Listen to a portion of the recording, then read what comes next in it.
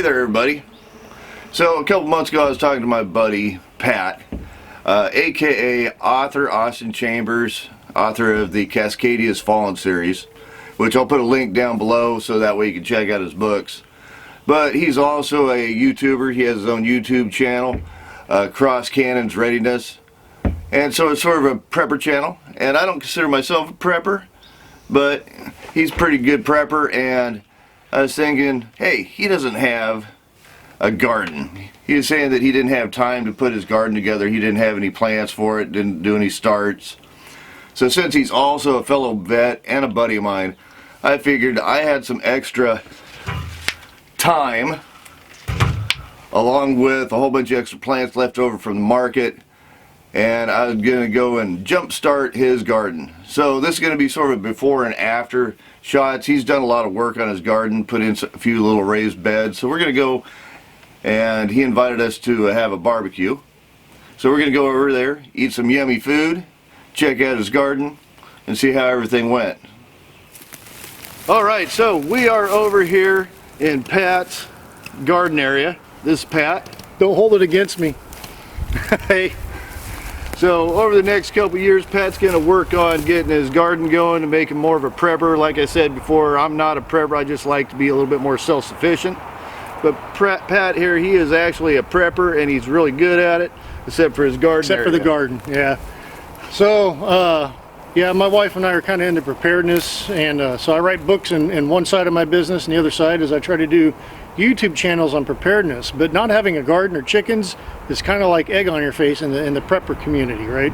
You can't be taken seriously until you have those two things. So Chris has been kind enough to come over and help advise us a little bit. We're going to start small, which is always good when you're taking on a major project and you're learning from scratch, by trying to convert a little bit of an old flower bed into a garden based on some of the stuff that you gave us.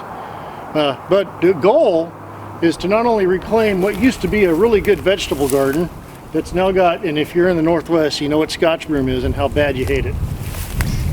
It's an invasive weed that about 40 years ago the Washington State governor decided to bring in for, I don't know, environmental erosion control or something. It just took over the whole state, or at least the west half.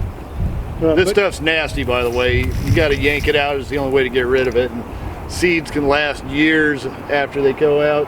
Beautiful plant, but yeah. Oh, yeah, just a pain in the butt out here. Yeah, you can probably find various videos of just seeing it just covering miles of highways in some spots. But he pointed out to me stuff like how we have good soil that's left over from the prior owners of the property underneath all of this. That's going to be good for a garden. We've gone over the idea of doing, I've got a lot of hill, but he's shown me 3 or 4 spots that we never even considered that we could go and terrace in small raised beds. And I've got another fairly decent spot that if I clear up a couple of old trees, and they're more like giant bushes, then I'll be able to probably put some beds there one of these days. But like Chris says, I think the goal is to start small, learn myself on something small, get proficient at it, and grow. Literally, pardon the pun, over the next few years. And one of the main things you got to remember is if you get overwhelmed, yeah, you got a motorcycle. It's Saturday, and I live in an area where all the bikers like to ride. We're good. Hey, the key is start small, work your way up. If you start and say, I'm going to do a giant garden all at once, like there's a lot of land here. There's probably a good 30 by 30 area here that is prime garden real estate. But if you go and you say, I'm going to make my whole garden 30 by 30 right away, and then all of a sudden you get burned out on this. Especially when it looks like this. Yeah, there's obviously I've got reclaiming to do before I worry about planting. So make sure you plan. We were talking about the plan a little bit, but we're going to start off by just hooking him up with some plants that are already in a pot so he can have a garden this year, or at least some good veggies. And then next year he's going to be having a little bit of an area that he can actually plant in and have himself a little garden starting up, and then he can work up from there. Cool, appreciate it. All right, let's go get those plants out of the truck. Oy. Yeah, don't jump up. Thank God he said that.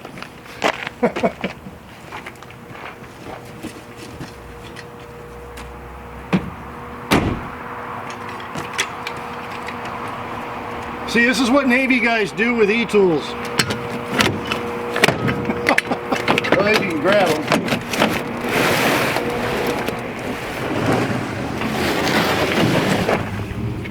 All right, what I got here are sweet big red peppers.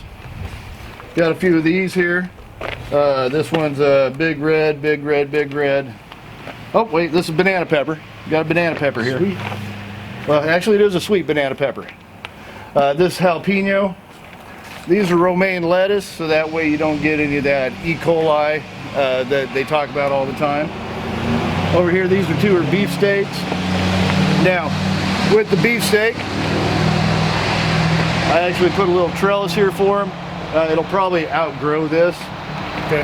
But these are viney plants. They are considered indeterminate, so they're going to go all over the place. And you just tie them off to the top. They'll want to flap all over the place and be pretty cool. Trade me size really quick. Okay.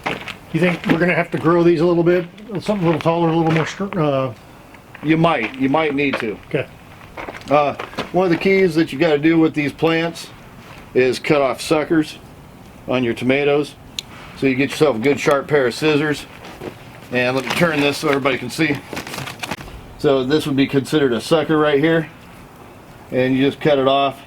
I mean, it's just sucking the nutrients and the moisture? Right, it's basically taking some of the livelihood out of the plant. How do you know if it's a sucker versus a viable, just because it's so low? Just because it's low. Okay. Any of the low ones, this is a sucker that's just going to take up some yeah, because any life tomato of the that plant. grows on it's just going to be sitting in the dirt. Right, and you don't want to get your leaves into the dirt. Okay. That's where the bad bacteria are. And they're going to, so you want to water low so you're not splashing the dirt up. Up here in the Pacific Northwest, we always have the rain, so yes, you're going to get a lot of top watering from the rain, but let it be just that, top watering. And that's why we want to keep our plants a little bit trimmed down here, because you're going to get shoots that come out all the time. So that might be one that we trim off too? Yes, you'd probably trim that one off too. You want to go ahead and knock that one out? I got a pair of... Oh. Prepper. Yeah, that's right. Okay, so we got that one. Back here, we got a cayenne. And let me move the camera just a little bit so we can get in on that one.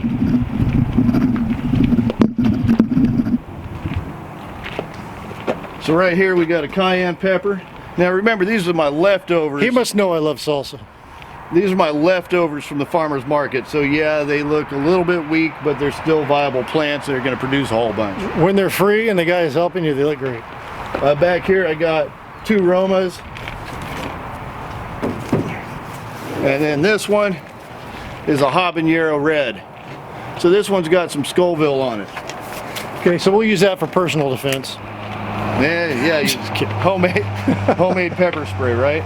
Well, I don't like peeing out my butthole, so I probably won't be, eating habaneros, but you know what I'm saying. So this one here is cucumber. If you decide to plant it someplace and make sure that it has a trellis, or give it at least 4 feet of spacing in between so it can roll out. I do have some basil. This is Genovese. This is sweet basil.